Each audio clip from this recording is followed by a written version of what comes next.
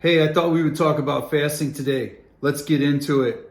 Fasting is one of those things that's been practiced by every spiritual tradition out there for a variety of reasons to draw you closer to God, to the cosmos, whatever it is you believe in, to give you discipline, to help you examine your cravings, all that good stuff. There's 1,000 good reasons to fast. There's also quite a few good reasons not to. Now, I'm not going to get into the spiritual side of it. That's your path, my path, and I keep that stuff to myself for the most part. When I do fast, it is primarily for health reasons and mindset. And you say, well, what does fasting have to do with being a capable citizen, being an asset, not a liability, being an adept? Well, it helps you to control the controllables and control your response to the uncontrollables, which is a foundational principle in mindset. And when you fast, you begin to examine yourself. Things come up. You see the cravings that you have. You see the things that want to battle for control over your mind and your emotions. And you also learn to put food in its place. It's fuel. It's not something to be worshiped and idolized. It's something to be appreciated, but it is still fuel. When we talk about fasting, let's get into the nuts and bolts, man. I have done every type of fasting there you can imagine. If you have followed any of the stuff I've written over the years at Total Protection Interactive, as well as the things I've written in my own personal training blogs and websites, then you will recall that I have extensive experience with fasting, as well as training others in the use of fasting to meet their performance goals. Now, as far as extended fasts go, the longest fast I've done is a little over 7 days. I wouldn't recommend that at this point in my life. I'm 56 years old. After the age of 50, we are fighting to keep every scrap of muscle we can. And I don't recommend doing anything to endanger that. Now, I've done 5-day fasts twice a year for as long as I can recall. I would say that's probably been something I've done for about 30 years. For a variety of reasons, usually just to give myself a hard reset. I do those kind of at the beginning of winter and at the beginning of spring. And that kind of sets me up for success as I go into my training programs for that time of year. Now, do I do the 5-day fast now? No. Again, I'm fighting to keep every bit of muscle I can. I don't want to do anything to endanger that. As we age, our body is trying to get rid of anything extra, anything that is a calorie expensive. And so muscle, probably one of the first things to go, not just the muscle we can see, but also internal. I want to be careful of that. Would I recommend anyone else do 5-day fasts or 7-day fasts once or twice a year? Absolutely, as long as you don't have any issues with eating disorders or any challenges like that. I realize in the fight sports, boxing, MMA, wrestling, anything that has a weight class, gymnasts, I've had a few guys like that I've worked with that had some issues there. The eating thing, it can be a challenge. You can struggle. I've struggled. After one of my fights, I had a really dark period of time and struggled with food. I don't want to downplay that. I just want to caution you. If you've had struggles with that, I would be very careful. Now, for anybody else, yes, a 5-day, once or twice a year, good idea. 3 days, even better, right? You're probably not going to lose a lot of muscle during that time, and you will pretty much achieve the same benefits, I think, mentally. Now, again, I'm talking mental, mindset. You will get a chance to examine your cravings.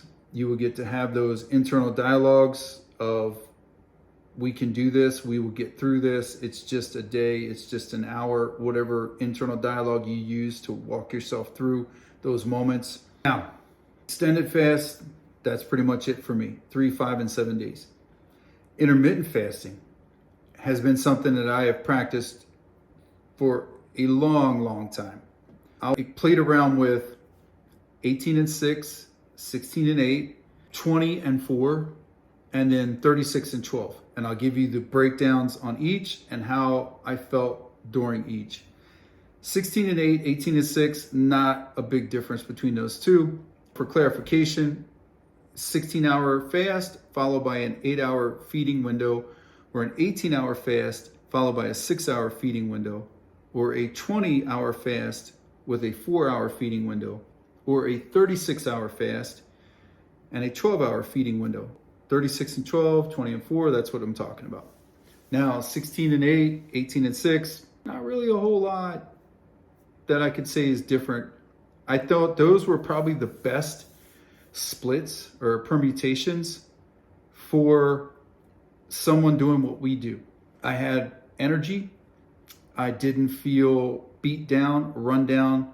I didn't have that weird hypoglycemic feeling. I don't know how to explain it, but I'm sure we've all felt it, right? Where you just feel run down, brain fog, you can't articulate, you can't roll, you can't box, you can't get off fast. You see the opening, but the window's open and shut before you can even make a move. That. I didn't really experience that with the 16 and 8 and 18 and 6. Now, 20 and 4, it's only 2 hours, right? It's only a 2-hour difference from the 18 and 6, but it seemed to put me in a caloric deficit. 18 and 6, 16 and 8, I was pretty much able to maintain. I would be able to get in enough calories in that window to replenish whatever I had burned training and keep me on track. The 20 and 4 though, man, that was a tough one. That was tough. That 4-hour window, you eat something and maybe it's 700 calories, 1,000 calories, and then you want to eat again, but now it's too late. And so you're basically eating 1,000 calories, 1,500 at the most for me in that 4-hour window. And so the weight starts coming off fast, the fatigue sets in, all that stuff. And then it becomes really a mindset game where I am willing myself through the situation, driving myself through everything. And that's important. That is definitely important for what we do, to be able to suck it up and drive on, even when you're hungry, tired, whatever. But just giving you guys a heads up, that was my experience. Now, your experience might be different. I have other people that I've trained that use 20 and 4 to lose weight, and they felt phenomenal. The first week was rough. Everything, right? Making those changes. The first week was rough, and then they hit their cruising altitude and the weight started coming off and they felt phenomenal. And to this day, they continue to eat 18 and 6, if I'm recalling correctly. They have kept the weight off, maintained activity levels, and they've done very well. Now, for the most rapid physical transformation I have experienced was 36 and 12. Basically, you eat one day and then the next day you don't. That's the simplest way to explain it. Say Monday at 8 a.m. you start, goes through to 8 a.m. Tuesday morning. That is your 24-hour window. And then now you are going to go to 8 p.m.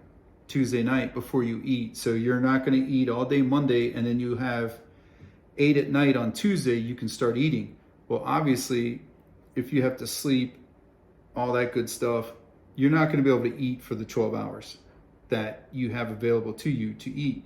So you can eat 8 p.m., you can grab something to eat, and then probably going to go to bed. And then before 8 a.m. the next morning, Wednesday morning, if you get up like I do, 2:45, 3 o'clock, you could probably eat something in the morning, and then you train, all that stuff. And by the time you get done training and everything, the window's closed.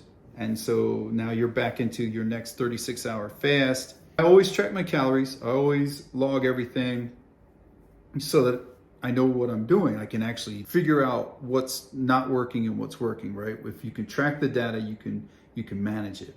And what I was finding with Goofy Cat, what I was finding with the 36 and 12 is that I was averaging less than 1,000 calories a day during the feeding window, which averaged out to, over the course of a week, sometimes getting down to around 500 calories when averaged out, right?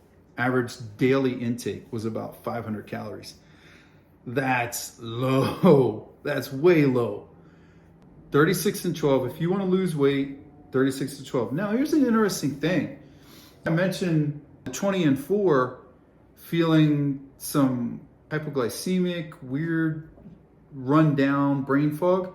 But 36 and 12, after a couple days or iterations of the 36 and 12, I didn't really feel it anymore. I actually felt energized. I actually felt like my body shifted gears and I really started to feel better. And yeah, it's hard to explain. It's a strange experience. It's a strange phenomenon, not just me, but shared by a lot of the people that I've trained that have used 36 and 12 for various reasons. Now, in a strategic manner, using 36 and 12 for, say, a quick last ditch, drop some weight, you're going on a vacation, you want to look good, be able to take your shirt off, walk around. Women like to be able to get into a nice dress or a bathing suit, swimsuit on vacation and look good and not feel self-conscious. And the last 5 pounds, 10 pounds, whatever, the 36 and 12 takes that off. Bottom line is intermittent fasting works really well for fight sport athletes. For those of us that are pursuing the adept lifestyle, it is a phenomenal tool. You can use it for weight maintenance. You can use it to gain weight, and you can use it to drop weight as necessary. Whatever your goals are, you can do it with intermittent fasting. But the most important thing you have to do in all of this is strength train. You cannot slack off on that. Now, there are days when I was on 36 and 12, which I did that for about 3 months. It was pretty spectacular, the results that I achieved doing that. There are days where you just don't feel it, man. Those are the days you have to will yourself in there and get after it and make yourself go even harder than you would have otherwise. I hope that answered some questions on intermittent fasting. If you have experience with intermittent fasting, please post it down in the comments and share.